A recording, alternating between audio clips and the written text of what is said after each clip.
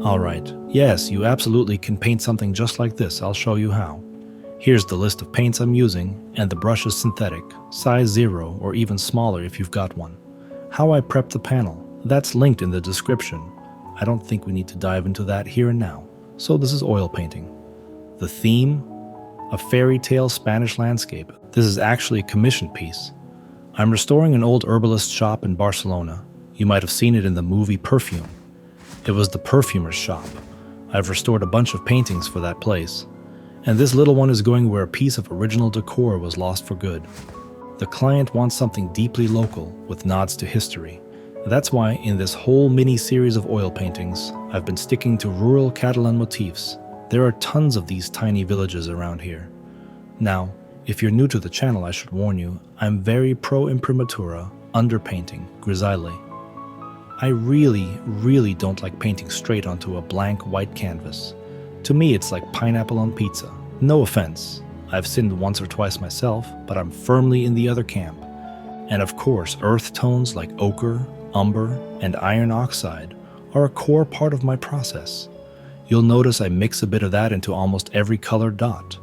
For shadows, I go with iron oxide, it's warm. For highlights, sometimes umber, it's cooler. And ochre? I use it everywhere. Back in the academy, I had a professor who would respond to literally any question, am I doing this right? Or, is this the right shade? Always with, just add some ochre. So our whole group started joking. In any unclear situation, just use ochre. So since life itself is pretty confusing and complicated, my advice is simple. Always keep a tube of ochre in your pocket, it might come in handy. Also, I tend to say things that hover somewhere between philosophy and absurdity, which is already a weird enough combo, so I hope you feel free to leave a comment, even if it sounds strange, no one's going to judge you. Right now, you can see how I'm laying down the dark colors. This is the base of the ground, especially in those areas where the surface turns away from the sun. Here, closer to the river, the light does not really reach it, so the colors get warmer and deeper. You can confidently throw down brush strokes. Anything that looks rough right now will later be covered with lighter tones. There's no real risk of messing it up. It's a bit like life. What seems too dark might just be the background for something brighter. The main thing is not to be afraid of darkening, because sometimes you add a shadow, and suddenly the whole thing starts to feel more honest. And honesty, just like in painting, is scary at first, but after a while you can't live without it. Besides, shadows are convenient. They eat your mistakes, almost like they're saying, don't worry, I've got you covered. Sometimes I even think shadows are the only truly empathetic part of a landscape. There's something odd you might have noticed if you've ever painted both a landscape and a still life on the same size surface. A landscape on a small panel almost always looks alive, balanced, complete. But a still life somehow feels cropped, not because it's poorly painted, but because it's cramped. Fruits, flowers, jugs, cups, all of those things we're used to seeing at a certain scale. Our eyes know how much space an apple takes in your hand, how large a vase looks on a table. And when those objects suddenly appear 4 times smaller, the brain starts to hesitate. It doesn't know whether this is a miniature or just a strange illusion, so the still life on a small format starts begging you to either enlarge it or let it go. But with a landscape, it's a different story. A mountain can be the size of a fingernail, and it still feels like a mountain. Because scale in nature isn't rigid. We don't really know how wide a path should be, or how tall a tree is in the distance. They can be anything, and the brain accepts it. It doesn't argue. In fact, a tiny landscape often feels like a miniature world you want to peek into, like you're looking through a keyhole and seeing an entire universe. That's why a landscape on a tiny panel can often work better than a still life. Not because it's more important, but because it's freer. While the paint's drying, let me show you something. This is me picking out an easel. Doesn't matter what brand it is. What really matters is the weight. The heavier, the better. Especially if you're someone who tends to get expressive with the brush. There are so many little details that can make or break your experience. The right brushes, good paint, the right mediums to mix or thin it, proper canvas material, and even something as basic as how you hold the brush or where you stand while painting. Some of these things I learned in art school. Some I picked up from other painters. Some came with time. But the one thing I know for sure, never stick to just one teacher. Learn from many and eventually you'll find your own voice. If you're curious, I put together a painting course. It's for beginners, but also for anyone who wants to ground their practice in real technique. It costs about as much as filling up your car, but way less depressing. You pay once and get access for as long as you need. Links in the description. So, here's what happened. My phone ran out of space, so it didn't record the part with the palette. If this is your first video on the channel and you came here specifically to learn how to paint, I'd suggest checking out some of the others. They show the color mixing process more clearly. Here, I can only comment on what you're seeing. The next layer is lighter and cooler than the one underneath, and in some areas I'm brushing gently to create a thin, semi-transparent film of paint, while in others, usually closer to the foreground, I add more texture and thicker strokes. That helps build the perspective. At this stage, I'm not really repainting from scratch, I'm mostly fixing things I don't like. Once something is already on the panel, it becomes obvious what needs to be corrected. You don't have to get it perfect on the first try. You just move through it step by step. A little work on the trees, then the house, then the mountain, back to the trees, then the river. Keep checking the whole picture, not just one object. It's a bit like self-reflection. Don't zoom in too hard on one particular moment, especially if it feels embarrassing. Try to look at the bigger picture, and when you do that, you might realize it wasn't such a disaster after all. Maybe it even made sense. You know, I'm thinking about random episodes from the past. Let me start, and maybe you can share something of your own in the comments. Back when I lived in the student dorms, I was part of the student council. Doesn't matter what that was exactly, the point is, sometimes they'd ask me to go room to room and either do a quick survey or deliver some info. So I go to one room where some girls live, I politely explain everything.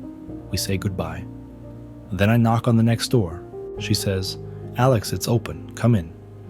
And I think, okay, she recognized my voice, so I open the door, and yes, we knew each other. We'd say hi now and then. And she's sitting there, completely naked, looking me straight in the eye.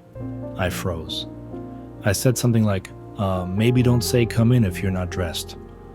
I stepped back out, she got dressed, I gave her the information, and I left. She never said hi to me again. About a year later, I'm sitting in class, and it finally hits me what that was, what it meant. But painting is simpler.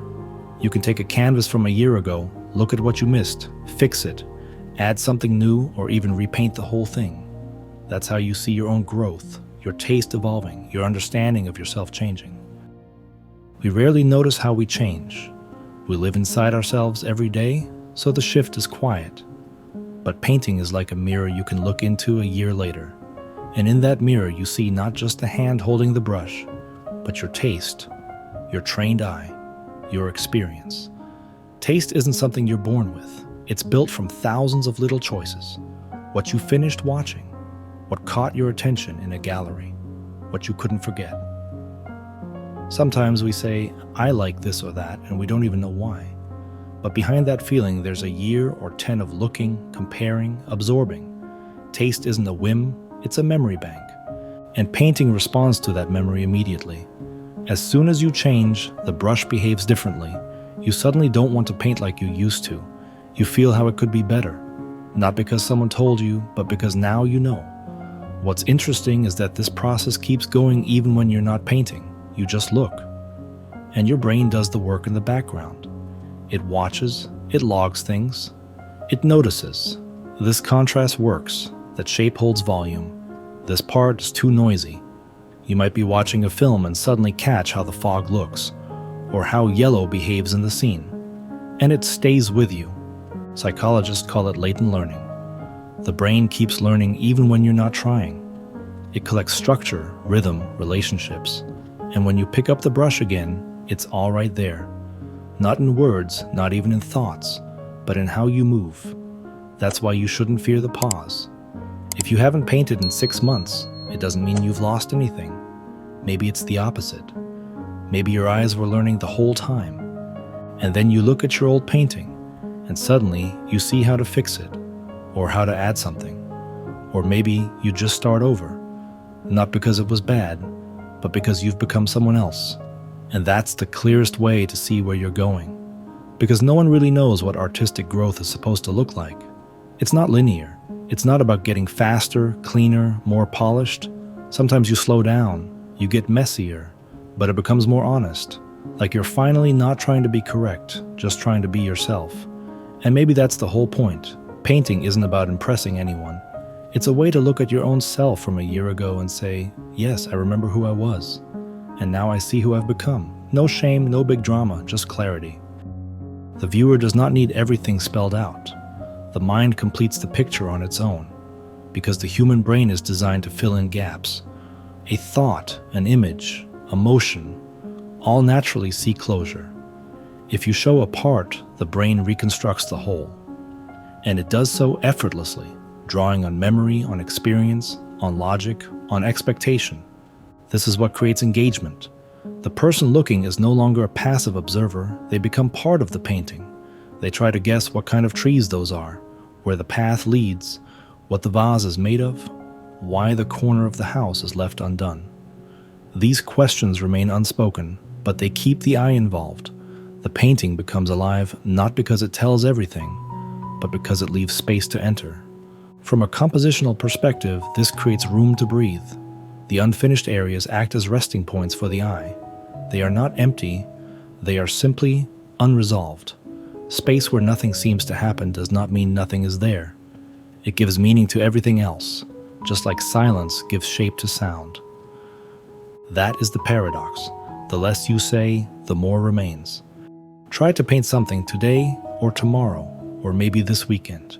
Just block out the time, put it in your schedule, give that moment back to yourself and your creative side. You will feel it. Your life will start to feel more full.